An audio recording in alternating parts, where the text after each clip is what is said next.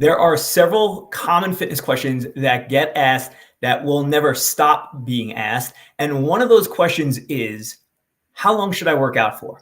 And I think one of the reasons why people ask this question is because they're trying to tie, their ability to be successful to a factor that they can measure, that being time.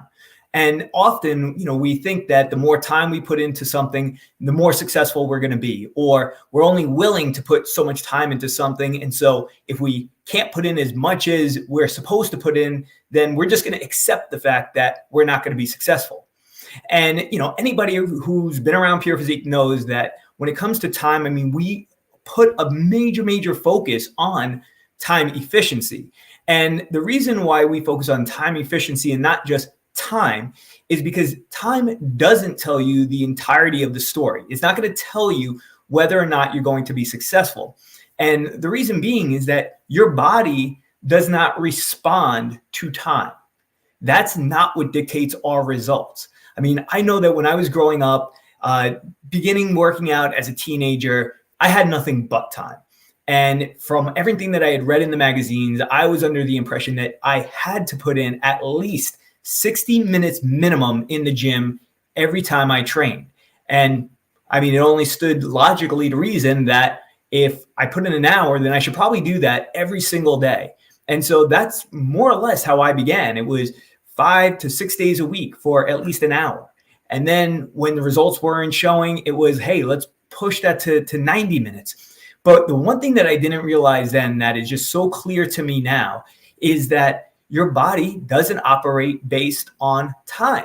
It does it based on effort. And the higher the effort that you're putting in, the least amount of time that you can work out for. So here's how this breaks down. When we're talking about exercise, there's this continuum. And within this broad spectrum, on one end, you have exercise that is very low intensity, but could be done for a very long duration. And on the opposite end of the spectrum, you have this exercise that's very short in duration, but is very high in intensity. And you can fall anywhere along that continuum and actually get results. Now, as far as being on the low intensity, long duration end of the spectrum, listen, it's going to take you a very long time to see results if that's the approach that you're going to take. And by very long time, probably decades, right? And that's because there is a minimum threshold that is necessary for you to meet in order to generate the type of results that you're looking for. So for example, if you wanted to build strength and muscle tone, you could only work out with such low intensity and a really long duration to get a positive result. You have to hit like this minimum threshold. And so for when it comes to strength development, when it comes to muscle development, you have to at least be working at a moderate intensity, and then you still need a relatively long duration. But there's also that end of the spectrum, the one that we reside at, or at least closer to, where the preference is to work at a really high intensity. Why? Because it's your intensity of effort that actually stimulates the result. So if your objective, if your outcome is, I want to be stronger, or I want to see more muscle tone, then you need to be operating at a very high intensity. But the good news is that when you're operating at that high intensity, similar to going out and doing sprints, you're only going to be able to do so many. But that's the good news, is that you only have to do such a little amount in order to stimulate this great result. And so the other factor in this, in terms of determining how much time should I be working out for, is there is a physical component, and then there's a psychological component. And I think this is really where this question is being asked from, because we know from a physiological standpoint, you don't need a lot of exercise to get a great result. But from a psychological side, many people struggle with this because it just seems like it can't be. There's got to be more. Or, I need to make up for all the time that I have not been exercising for, or for all the poor decisions I make. And so we punish ourselves with time. And we feel that if we don't put in more time, then maybe we're not doing enough. When in fact, you can only do so much in any given amount of time. But we know that the result producing work that you're going to be doing is going to be performed in a very short amount of time. I mean, listen, even people who do really long workouts, if you're of the mindset that, hey, I need to be in the gym for an hour, right? Otherwise, I just don't feel like I'm being productive. Well, let's break that down for a second. If you're in there for an hour, how hard could you possibly go in order to complete that hour's worth of work? It's going to be a limit, right? But if I told you, hey, you had to go into the gym and you only had 10 minutes to do your workout, well, you could probably put forth some significant effort within that 10-minute span of time. And in fact, I would argue that you're being just as productive in those 10 minutes as you are in the 1 hour. And the reason is because we know you need to be working at that really high intensity in order to stimulate the result that you're looking for. And what happens is if you're going to work out for an hour, well, you're going to pace yourself, right? I mean, listen, if I told you right now, hey, you got to go for a 10-mile run, how hard are you going to run? Or maybe you're just going to even decide I'm going to walk because there's no way I could run for that length of time.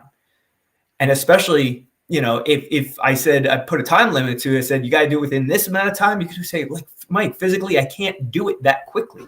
And you would be 100% correct. So that is the challenge that so many of us are up against, is that we're trying to balance satisfying this psychological component with what we need to do physically to get the results. But the thing is, the good news is that physically you don't have to do a lot to get the results. You just got to work really, really hard. But you just do that for that short amount of time. I mean, listen, I could look back on my own progress, and I know that during those times I was doing those 60 to 90-minute workouts. If I really took into consideration the amount of time that I was working at an intensity high enough to get me stronger or to develop more muscle, it probably broke down to somewhere between 10 and maybe 20 minutes of that entire 60 to 90-minute workout. And the same could be said for most of us, because there's not many good sprinters who could sprint for a mile. You could sprint for, 100 meters, maybe, a few hundred meters, but nobody could sprint for miles on end. Your body just can't do it. And yet it's that sprint, it's that high intensity effort that's going to deliver the result that you're looking for. So with that said, I don't know what the answer is for you. And I'm going to be totally honest here. I know that physically the answer is going to be work for a short amount of time and do as hard of work as you can. And then I'm going to say that psychologically, if you feel like you need to do more, well, then I would have days in which I'm doing that very low intensity work. The way that we would promote it within our studios or in our programs would be, hey, put the focus on your 2 to 3 30-minute high intensity resistance training workouts each week. And then anything you do beyond that is mostly a bonus. Not that it's going to produce more of a result, but at least it's going to make you feel good.